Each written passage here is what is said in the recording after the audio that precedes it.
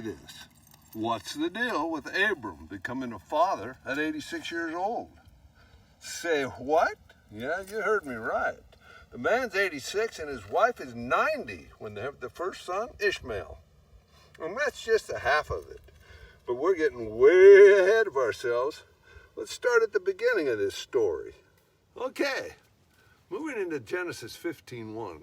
After this, the word of the Lord came to Abram in a vision. Do not be afraid, Abram. I'm your shield, your very great reward. So picture this. Abram's living his life, but he's got a serious worry on his mind. He's still without a child, and he's 75. Now, despite all his accomplishments, the thought of dying without an heir, well, it's gnawing at him. Then out of nowhere, he has this incredible vision where the Lord steps in and assures him, hey, look, don't be scared. I've got your back, and I'll be your shield.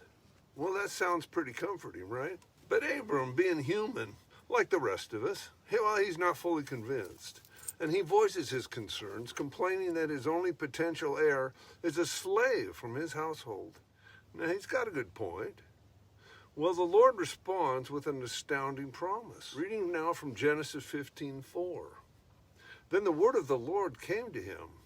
This man will not be your heir, but a son who is of your own flesh and blood will be your heir. God tells him flat out, you're going to have offspring of your own. And guess what? They'll be more numerous than the stars in the sky.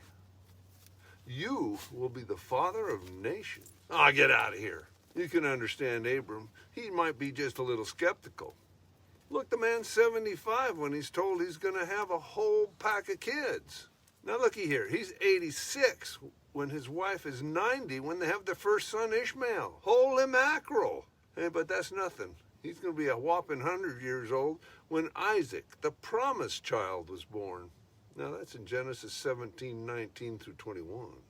Now, Abram hears this promise, and though he's a bit skeptical at first, well, he believes it wholeheartedly. And at that moment, God considers Abram's faith as righteousness. Now that's a huge deal. The relationship with God is not just on what you do, it's about your trust and belief in God. And then the conversation shifts just a bit. God reminds Abram of that grand plan to lead him out of Ur and into the amazing land. But Abram, curious as ever, asks how can he truly know he's going to possess this land?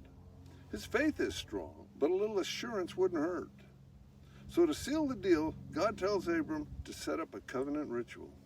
Now, a covenant is like a contract, wherein a promise is made concerning things that must be done in the future. Now, Abram cuts several animals in half and lays the end opposite of each other. Now, that's something pretty gruesome to us, but in the ancient Eastern culture, well, this was a way of formalizing on an agreement between two parties. The two parties would then walk between the pieces of the animal, symbolizing their acceptance of the terms of the agreement.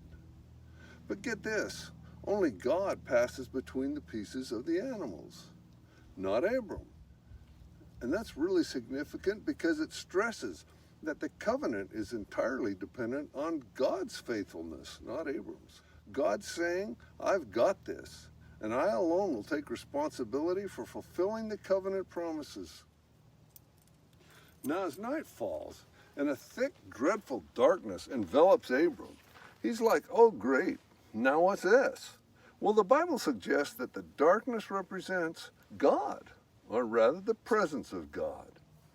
It's implied in Exodus as well, in 20:21, where it tells us about Moses, that while on Mount Sinai communicating with God, Moses drew close to a thick darkness, which was where God was.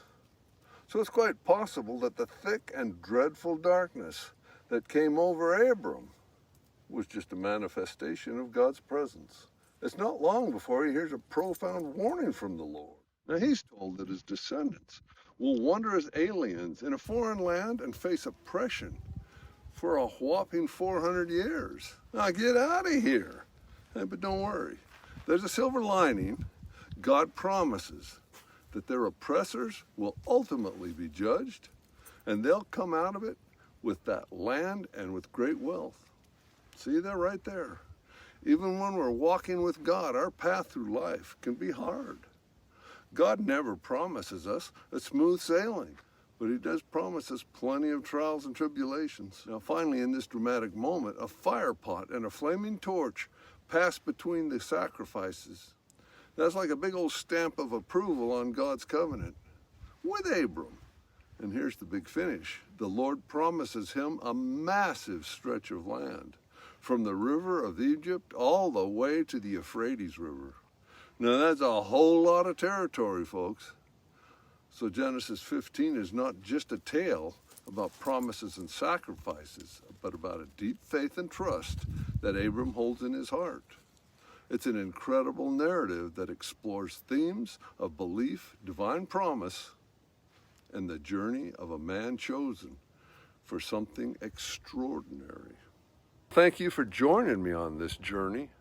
Let's all embrace the lessons from this tale and cultivate hope. So until next time.